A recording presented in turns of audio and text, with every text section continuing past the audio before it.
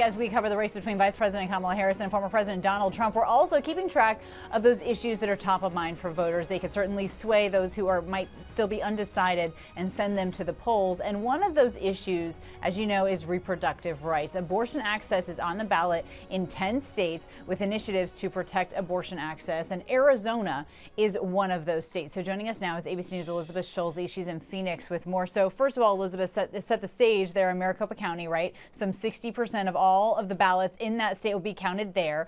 So tell us about what voters are telling you about how they feel specifically about that abortion ballot initiative. Yeah, where we are, Kana, is so pivotal, not just for the state of Arizona, but could ultimately be pivotal for the state of the presidential race. And we know that abortion is a driving factor. It has been in past elections. In every election where abortion has been on the ballot since the end of Roe v. Wade, the abortion rights position has won. And that has galvanized this movement here. The proposition would basically enshrine the right to an abortion. This is on the ballot here in Arizona.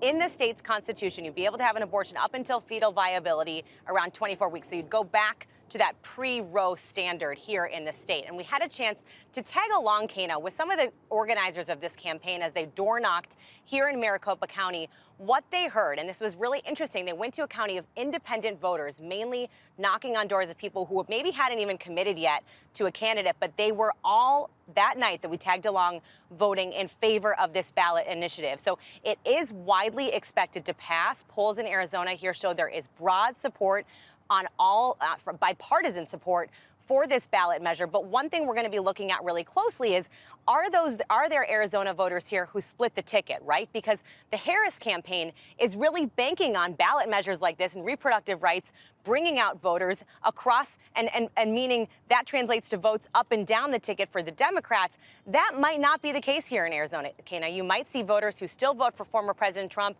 and vote in favor of abortion rights. So that will really be key in a state that we know this was only won here by President Biden by 10,000 votes in 2020. And that was the first time a Democrat won Arizona in the presidential since 1996, back when Bill Clinton won, Kana. And as everyone remembers, it was highly scrutinized in the days after. Elizabeth Schulze, thank you so much for that reporting. It's absolutely fascinating.